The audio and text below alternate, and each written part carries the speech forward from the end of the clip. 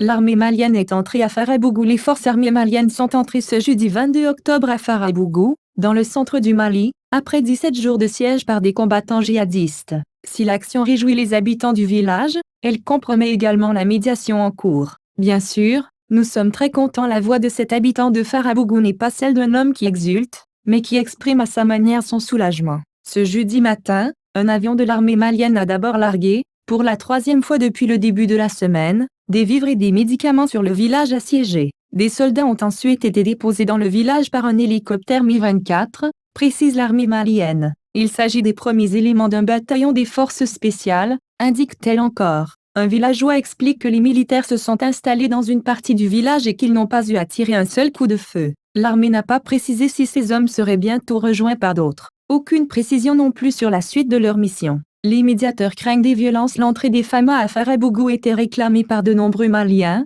qui s'inquiétaient de voir le blocus perdurer, mais pas par les médiateurs locaux, qui tentent depuis une dizaine de jours d'obtenir une issue pacifique à la situation. Une rencontre était encore prévue ce jeudi matin entre les djihadistes et des représentants du village, accompagnés de plusieurs facilitateurs, dont un imam et un chasseur d'oiseaux de villages voisins. Au dernier moment, les djihadistes ont annulé. Ils ont eu peur des avions de l'armée malienne, précise un médiateur, qui explique que la rencontre en question devait acter la levée du blocus. Une nouvelle rencontre est prévue ce vendredi, mais avec l'arrivée des soldats dans le village, précise encore un médiateur, nous ne savons pas ce qui va se passer. L'armée malienne a indiqué que les soldats qui avaient pris pied à Farabougou étaient les premiers éléments d'un bataillon des forces spéciales, sans préciser s'ils seraient rejoints par d'autres, ni quelle était la suite de leur mission. Ces derniers jours, de plus en plus de voix s'élevaient au Mali, personnalités politiques ou simples citoyens, pour exiger que l'État malien prenne ses responsabilités alors que le blocus de Farabougou s'éternisait. Les médiateurs craignent désormais que des combats ne remplacent le dialogue.